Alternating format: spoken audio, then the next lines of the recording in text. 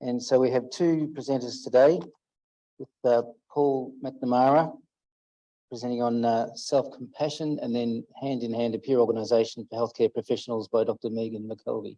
So I'll hand over to Paul and we'll get started. Thank you.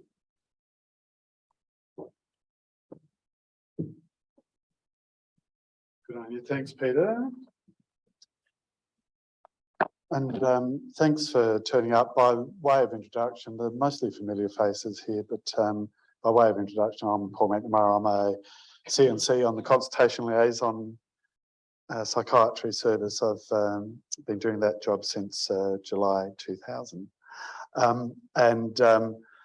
The psych registrar, Elise, she said that there was a session available here for the Grand Rounds, and she wondered whether it'd be okay if I repeat a session that I did with psych registrars a month or so ago around self-compassion. So I hope it's relevant for you as well. I just want to actually, before I launch into the presentation, just to tack on to Peter's acknowledgement of the First Nation people. There's a few people who I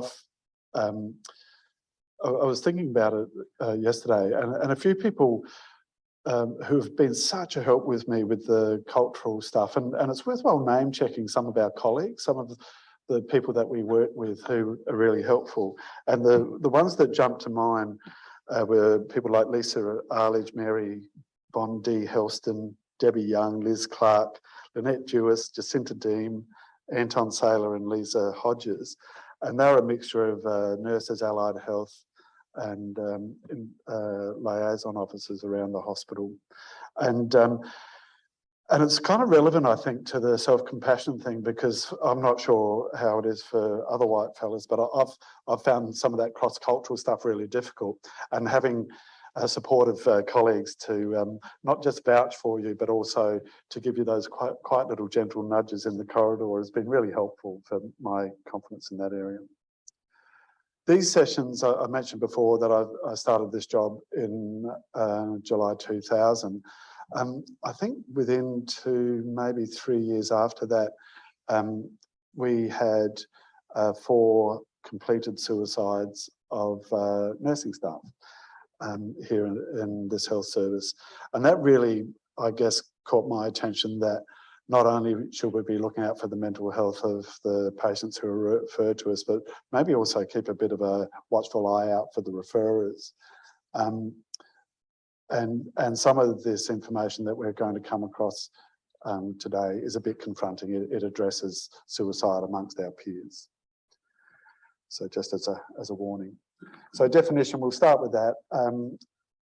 It's been defined by some Australian authors earlier this year that self-compassion is being empathetic and understanding towards oneself as you might to a close friend in times of suffering. So that sounds like a fairly sensible idea, but I wonder if we always get around to do it.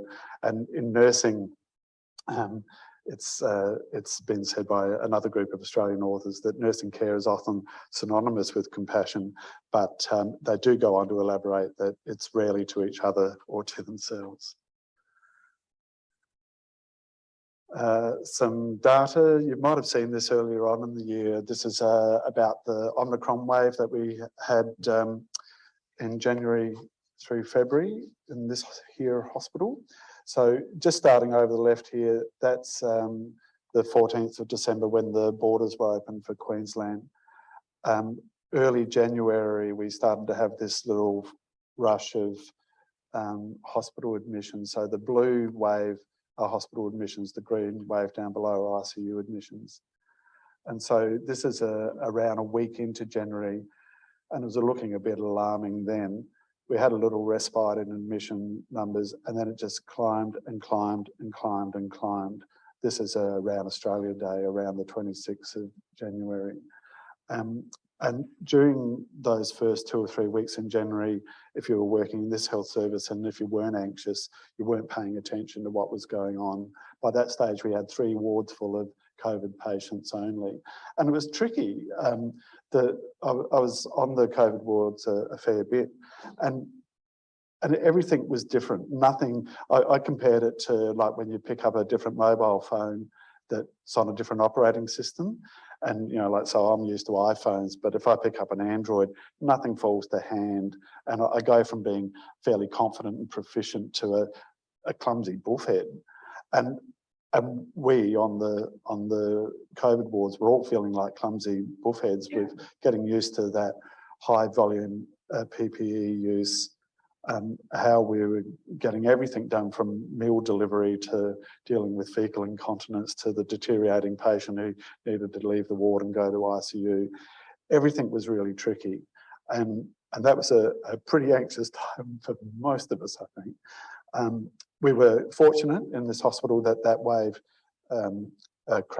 peaked and crashed and went away nearly as quickly as it arose. And we've just had this grumbling number of COVID patients since then. That's a picture of a nurse on the respiratory renal ward surfing the Omicron wave just then. But those anxious times aren't all bad news. So this is interesting data. Understandably, the first data to large-scale data to come out of how people cope with the pandemic came out of China. And so this was from a paper that was published in 2020, a large-scale study into post-traumatic stress and growth amongst nurses in China during the COVID-19 pandemic. And it's interesting, to me anyway, is although about 13% of people, of those nurses, describe symptoms akin to post-traumatic stress disorder, a much larger number, 3 times the number, actually spoke about it being a positive experience. They spoke about being challenged to use a different set of skills, to bring their teams to the teams together, was actually a positive experience overall. So being put under high stress doesn't necessarily mean that we're going to crumble, but we can't ignore that 13% of our colleagues who were feeling overwhelmed. But the good news is, just as an aside, after other events, you know, like things like 9/11 and up here, cyclones and further south bushfires, there's often a similar sort of pattern. A small number of people will experience post-traumatic stress, a larger number of people will experience post-traumatic growth. Again, and I'm sorry this is so nurse-centric, normally I deliver this session to nurses alone. But this is a study that was published earlier this year around nurses, mostly in northern New South Wales and the southeast corner of Queensland. And they just ran through some screening tools around anxiety and depression. And again, the good news story is that the vast majority didn't experience symptoms of anxiety or depression, but there was enough of those who did to raise some concern. So yeah, around 70–80% of us will bumble through without becoming overwhelmed, but some of our colleagues might need a bit of a hand. This is the confronting one. So it'll take just a while to digest some of this information. So in this one, it's divided by gender. Boys are blue, girls are green, as we all know. And it's about suicide. It's data from the first 11 years of this century in Australia. And there's some interesting stuff here. So let's start with the blokes. So males in other occupations have a suicide rate around 14 per 100,000. Interestingly, allied health professionals, if you're a male, is a bit protective. And in medicine, medical doctors suicide about the same rate as fellas in other jobs. Male nurses and midwives have a 50% higher suicide rate than males in other jobs. I'm just kind of guessing, but I'll just make it clear in case. With any suicide data, males always have a higher rate than females. Blokes tend to do more lethal, less reversible things.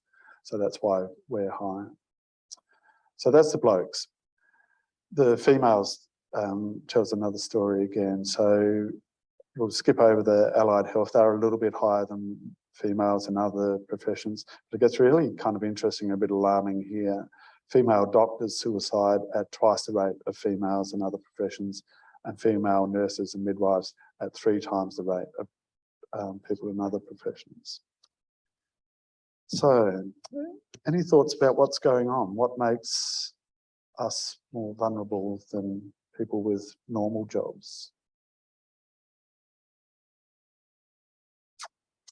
This study doesn't go into the reasons. It presents the data and says that that's research for another day, another group. But I guess it's worthwhile thinking about a few of the things that are likely contributors. Nurses and doctors tend to do shift work. We know that's not great for your mental health if your sleep pattern gets out of whack. We get exposed to people who are having the worst day or days of their life. Sometimes the last day or days of their lives. So there's that secondary traumatisation.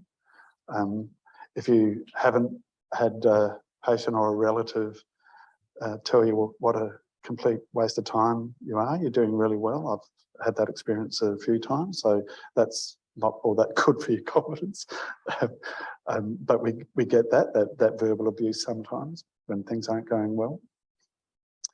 And I think the other part of it that we need to own ourselves, and it's interesting, we've had Sid, med student working with us at the moment, and he was just talking about, second guessing himself with everything. We got him to help us out with our documentation, and he was second guessing himself on is it good enough, and have I forgotten anything, and da-da-da.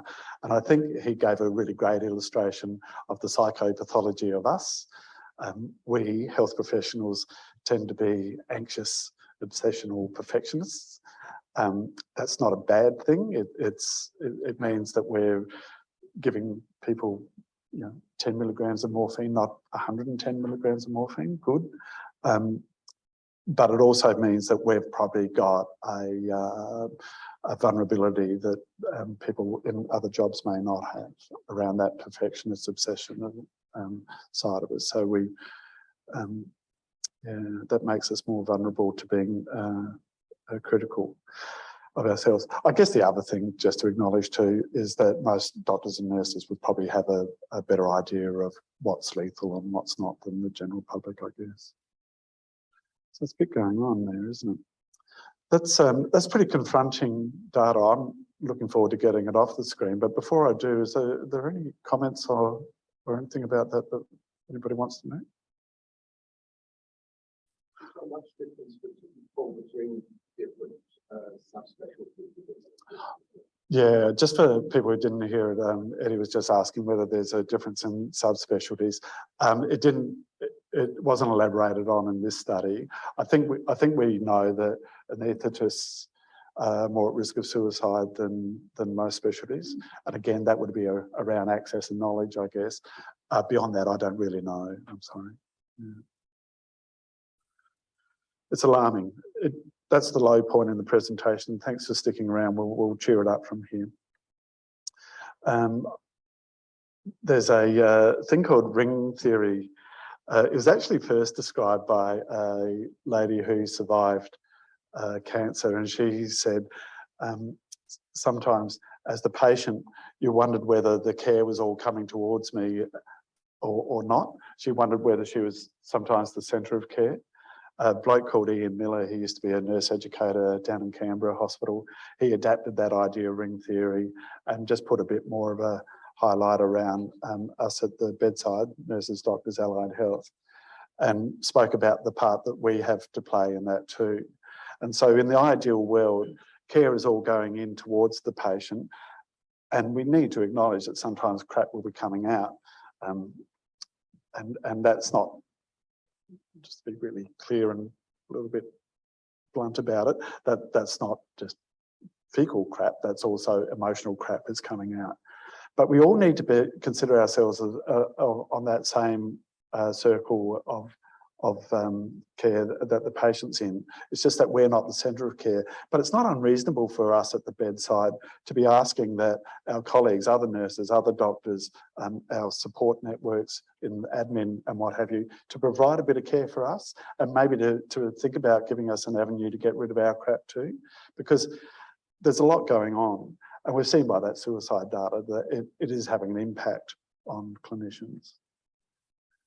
I think when you're doing a presentation, if you don't introduce people to a word that they might not have heard before, you're missing a great opportunity to make yourself sound a little bit cleverer than what you really are. This word is from two Greek words, lalo for language, kesia for excrement. And the definition for lalokesia is the emotional release that you get from using foul language. I bring it up in this session because it's really important that we discriminate between somebody being abusive, and we do get that, and we don't need to be tolerating abuse. But sometimes when people get really sweary, they're not being abusive, they're using lalokesia. I'm in a lot of fucking pain, can you get me the fucking medicine right fucking now? That's not abusive, that's lalokesia. And lalokesia, you don't want to go out of the way, even if you find that sort of language a bit harsh to your gentle ears. You don't want to go too hard shutting it down because it's effective. There's been studies done, they used people plunging their forearm into a slurry of iced water. And for the controlled part of the study, we want you to plunge your arm into the slurry of iced water, hold it there as long as you can, but be stoic, be quiet, don't say a word. And when it's intolerable, withdraw your arm. Go back, warm up, and we'll come back, and this time we'll repeat that same experiment, but this time yell, scream, swear, do whatever you like. And they found in the study that people could tolerate that discomfort of having their arm in a slurry of ice water for nearly twice as long as they could when they were being stoic. So I think the takeaway message I take from that, if somebody's being a little bit sweary and it's not being abusive, maybe they're helping themselves sort out some of their analgesia while we go and get it drawn up from the drug room or whatever. So it's lalokesia. Also, it is fun with documentation that if somebody's been using a lot of lalokesia in your shift, you get to document some of that. And just a bit of a reminder, and I'm assuming everybody's gone through the psych term back in the day, but just in case you've forgotten that stuff around transference and countertransference. So the language of psychiatry was all made up about 120 years ago by Austrians mostly. And they spoke about that the patient came in to see me, she was very hostile. I do not know why, I have done nothing to offend her. I believe she is transferring the feelings of another person from her life onto me. This is transference. This is a phenomenon. I have seen this, stroke beard, important. I, however, feel very fond of this patient, a little bit attracted. This is my countertransference, and I need to be managing this too.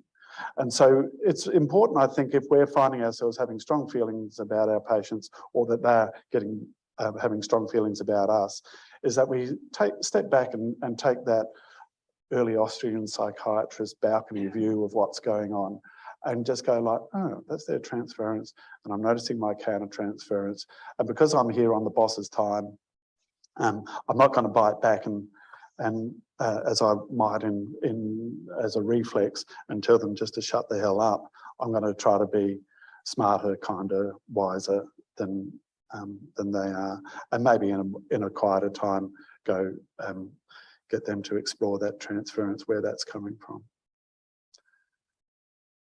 And with all of that sort of stuff, when it comes to de-escalation and self-preservation, we don't have to learn anything new. We can just borrow those first 3 steps from basic life support. So the first thing is if there's danger, that's no good. We're not asked or expected to tolerate that. And if we're going to de-escalate people, we can't do it if we're not feeling safe. I'm very grateful to the security team we've got here. They're really good as a support. I often, when I've got security around, I just let the patient know the security team are here for my protection. I feel afraid. I feel less afraid with them here. They don't need to be touching you. This is just for my safety, and give it context. And then once you're all feeling safe, then you can see if the patient will respond to your attempts to de-escalate. And if they're not responsive to you, it's okay to ask for help. None of us are going to be 100% effective 100% of the time. And I guess that part of the self-compassion of that is if you're going through a particularly difficult time in your work life or personal life, it might not be your day to be stepping forward to help somebody in a crisis. You might need to be handing that on to somebody else. And that's fair enough. That's self-compassion. Strategies? No. We're talking about clinical supervision now. So gather around, everybody. Uncle Paul's going to tell a story. Again, we'll go back about 100 years or so to the mines in Wales, coal mines in Wales. The coal miners were saying, it's great to have a job and everything, but I work hard in these mines, and at the end of the day, I'm covered in coal dust and grease from the machinery and all this crap, and I'd trudge home from the coal mine to my miserable little miner's cottage, and then I spend another hour or so getting my overalls washed and having a bath myself and da-da-da, and then I get to spend time with my friends or family. And wouldn't it be better, if I'm getting messy on the boss's time, wouldn't it be better if I got cleaned up on the boss's time? And they got together in a union and took that idea to the mining bosses, and the mining bosses went like, no, it's no good, we'll all go broke. So a lot of those Welsh mines, the Welsh miners went on strike. And they stayed on strike for months and months and months. Some of those mines were shut down for more than a year, until at the end, the mining bosses said, okay, all right, we need you back at work. I'm not making any money with this mine shut down.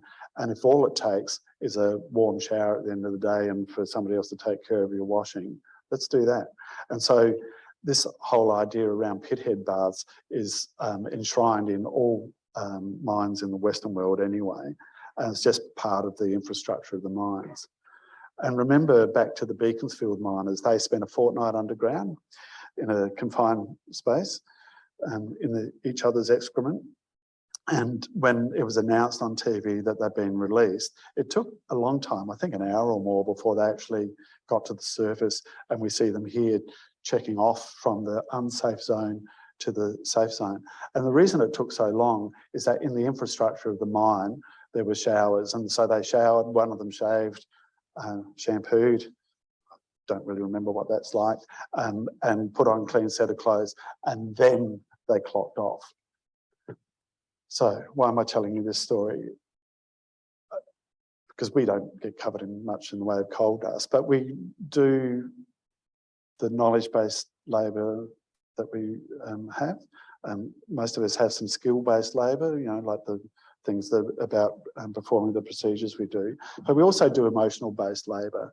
And to pretend that we're not going to get covered in some of those messy emotions that we're exposed to is just kidding yourself. Of course we are. And so if we're going to get messy on the boss's time, we probably should think about getting cleaned up on the boss's time. And this is what clinical supervision is about. Again, this is a bit nursing specific, but I hope you'll indulge me. So since 2009, that clinical supervision for mental health services has been in place. And so for any of us working in mental health, we, like for an experienced practitioner, it would be just an hour a month where you get to sit down with a trusted colleague, not your boss. It's not that I don't like Gino, my boss. He's a great guy, Gino, if you're listening. But I don't really want Gino to know about my vulnerabilities. I don't want him to know that I'm a bit of a dickhead at work sometimes. And I would much rather take those difficult parts of my job to a colleague that I trust who isn't my manager. And we get to sit down and discuss my work and try to overcome some of those difficulties that I'm encountering. So that was from 2009. 10 years later, the Australian College of Nurses, Australian College of Midwives and Australian College of Mental Health Nurses put out this joint position statement, which says basically that's really nice that mental health people are getting it, but shouldn't that be available to all nurses and midwives? And I guess in this forum, thinking about shouldn't that be available to all health professionals? And then here in Queensland, that idea was taken by the Office of the Chief Nurse, who published this clinical framework for clinical supervision for nurses and midwives last year. I'm assuming, I don't really know, but I'm assuming they're waiting for the pandemic stuff to blow over before they look at what that's going to look like on the ground as far as implementation goes. So it's nice to know that there's this avenue for clinical supervision that exists and it's coming our way. What is clinical supervision? I'll give you the nice simple explanation that Bridget Proctor has made. She's one of the rock stars of clinical supervision, and she spoke about these three functions of clinical supervision. So the formative is where you develop new skills or new knowledge, and you can do that one-on-one with a trusted, experienced colleague. The normative stuff is about keeping our practice safe, making sure that we're adhering to those guidelines that inform our practice, policies, procedures, codes of conduct, all that sort of stuff. And the restorative part of clinical supervision, the bit that I value the most, the bit that the mental health nurse values the most, is where you get to work through some of those emotional aspects of the work that we do. I wouldn't say that I'm not a bit nutty, but I think I'd be completely nutty without clinical supervision. It's been a very helpful thing to have that confidential health reflective practice available to. So it sounds like an expensive thing to do, take everybody offline for an hour every month to reflect on practice, but it's also really expensive to have empathy failure and burnout. That has a poor effect on patient outcomes when there's empathy failure and burnout amongst staff. Burnout, you'll see sick leave go up, you'll see teams fracture and rupture. With clinical supervision, those things are less likely to happen, not impossible of course, but less likely to happen. Interesting statistic in places where they do introduce clinical supervision is sick leave goes down, job satisfaction goes up. And from the clinical safety point of view, if we're going to do something to decrease empathy failure, that's a good outcome too. So the last thing I want to touch on are a few things around self-care strategies. This is something we spoke a lot about over the course of the pandemic, is having clean hands and a clear head. And for me, and I'm sure it's true of all of us, we wash our hands, you know, dozens of times in a week. And I don't use the Alco wipe as much as I probably should. I use the soap and water more than I have to. And I do that for this reason. Let me demonstrate here in my pretend sink and basin. So sinks and basins, they tend to be facing the wall, so nobody can see me muttering. And I turn on the water and it's nice and warm, and my fingers are nearly always cold. The aircon's freezing in this place. So that warm water over his skin, straight away, it's a better feeling. Then on with the soap, and I wash off some of that crap that I've just been listening to and thinking about, and let that go down the sink and watch it go. The next little squirt, this time I'm rubbing in the stuff that nurtures me. For me, it's humour and teamwork and, you know, just getting away from work on time. All of those things are good for me. And I'll rub that in. Then it's a good time to check in on your breathing. And if you're breathing too fast or thinking too fast, I might just repeat those first two steps again. It takes a little bit longer, but not much. At this point, just check over your shoulder, see if Trent Yarwood or any of those other ID guys are watching you. They'll think you're doing a really good job if they are. And then once you've done that and you've slowed down your breathing, you pretend you're tay-tay, shake it off, grab the paper towels, dry your hands, and throw the paper towel with your troubles into the bin and move on to the next task. All of that's taken about 30 seconds, and you can do it on the boss's time at work. It's a good strategy. I recommend trying it for yourself, and if not that, try something to manage the stress as you go. Don't wait to the end of the day, or if you've got that access to clinical supervision, don't save it all up for a month. One of the ideas, I did this session with second grad nurses, and was saying, oh, what strategies do you use? And graduate nurses, they all look about 12 to me now because I'm getting quite old. And she looked really sweet and young and da-da-da. And she said, oh, what I've been doing lately is that we've got this bloke who needs his medications to go down the NG tube, but it's really rude. So I always say, I'll do the medications. And I just imagine that I'm crushing his skull as I'm using the mortar and pestle. And she said, is that wrong? And I said, oh, no, as long as you're using the mortar and pestle for tablets, not on the skull, I think that's probably okay. Yeah. And I'm sure there's other strategies that we should think about that we might be able to use on the boss's time. My only suggestion with that is do think about things that you can use on the boss's time. Don't save it all up for Dan Murphy on the way home. And then the one last thing, and this is a nice segue into the presentation that Megan's going to do about Hand in Hand, is thinking about what supports are available for us. So I'd imagine everybody's heard about Benestar. That's good. If you search on Queps for bloody stressful, it'll bring up this thing, and it's about stress reactions. There's a page in there for family and friends. You can just leave that lying around on the kitchen table if you think that they're being not helpful. For nurses and midwives, we've had since March 2017, we've had nurse and midwifery support, which is a 24-hour a day, 7-day a week phone helpline. We pay for it. Some of our APRA registration fees are diverted to support that organisation, and that's really helpful for shift workers to be able to phone on a weekend or on social hours. And for doctors, I know about this Doctors Health in Queensland is available too. So there are some supports out there. I think if we think about those suicide stats that I presented before, would be silly not to think about using them and treat ourselves with some self-compassion. So that's everything I had planned to say. I think I might get out of the way and let Megan talk about Hand in Hand now. And then at the end, I guess if there's any questions, we'll between Megan and I, we'll see how we go from there. Thank you.